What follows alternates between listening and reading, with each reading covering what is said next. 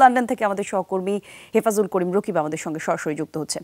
রকিব, একটু আমাদেরকে জানাবেন, এখন আসলে বাংলাদেশি বংশোদ্ভূত যে প্রার্থীরা নির্বাচন লড়ছেন তাদের প্রস্তুতি কেমন চলছে? একই সাথে জানতে চাই, যেহেতু বাংলাদেশিরা রয়েছে, বাংলাদেশি কমিউনিটি থেকে ভোটার যারা আছেন তারা কি প্রত্যাশা করছেন? স্বাস্থ্য এবং স্বাদের মধ্যে চমৎকার একটা ব্যালেন্স করে পীর প্রিমিয়াম আয়োডাইজড লবণ। আপনি জানেন যে যখন ঋষি সোনাক গত 22 মে স্ন্যাপ ইলেকশনের জন্য ঘোষণা দেন, স্ন্যাপ হঠাৎ ইলেকশনের জন্য ঘোষণা দেন, অবশ্যই অনেক দলের কাছে তখন প্রস্তুতি ছিল না।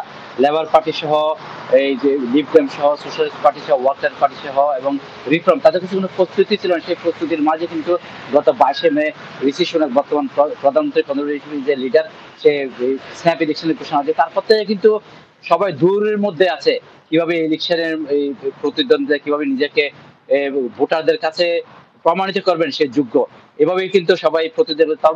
তার মধ্যে আপনারা জানেন যে আমাদের যে বাংলাদেশি বংশোদ্ভূত ব্রিটিশ যে 4 জন এমপি ছিলেন, যে প্রথম ব্রিটিশ বাংলাদেশি এমপি রোশনা আলী এবং টিউলিপ সিদ্দিকী, যে রূপা হক এবং আফসানা বেগম, তারা 4 জন কিন্তু আগে থেকে মাঠে ময়দানে ছিলেন। তারা আগে থেকে ভোটারদের দুয়ারে যাচ্ছিলেন ভোটের জন্য বেসিক্যালি।